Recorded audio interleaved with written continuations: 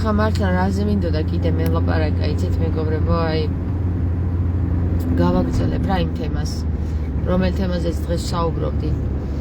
ეხლა არსებობს ესეთი მეთოდი რა, ეზოთერულ სამყაროში, ანუ სულიერ სამყაროში, ეზოთერიკა იგივე სულიერების სამყაროა, რომელსაც უნდა ფლობდეს წესით ყველა ის სასულიერო პირი, რომელიც ვითომ და ღმერთის მსახურია, ხო? ეზოთერული თვალსაზრისით არსებობს ესეთი მოსაზრება და კანონი, რომ ესე იგი შაისე ხო, კანონი ესეთი, რომ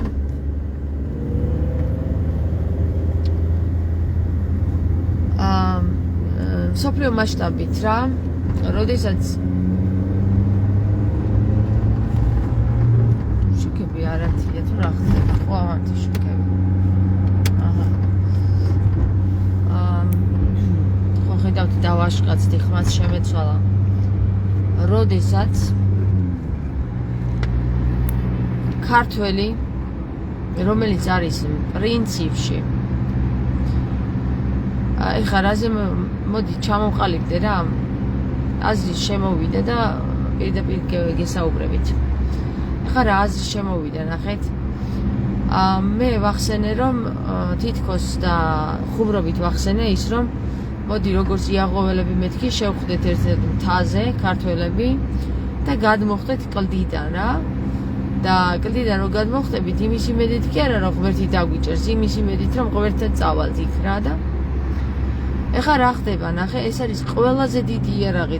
მე ეხლა მოვტვინე, რომ რა ვთქვი რა. ყველაზე დიდი იარაღი იმ დამპალი სისტემისა, რომელიც სისტემაც შენით აი ესე დაჭერილი ყავხარ და კატათაგობანას გეთამაშება რა და ეხლა რატო გეტყვით რა.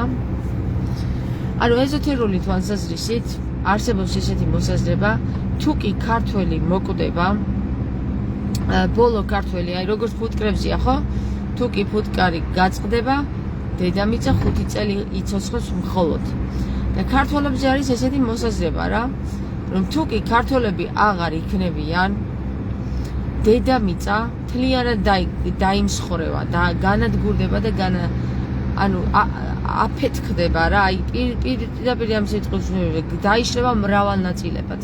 იმიტომ რომ ჯერ კიდევ ქართველების მიერ წარმოთქმული ქართული სიტყვა ამ დედამიწას სიხშირეებზე ამყოფებს, იმ სიხშირეებზე, რომელიც საჭიროა რომ იყოს. და ღმერთმა რა მათქმევინა, ნახეთ, ყველაზე დიდი ბომბი, რაც კი შეიძლება ადამიანს დაემუქრო, არის ის, რომ არ გინდა პატივი მცე?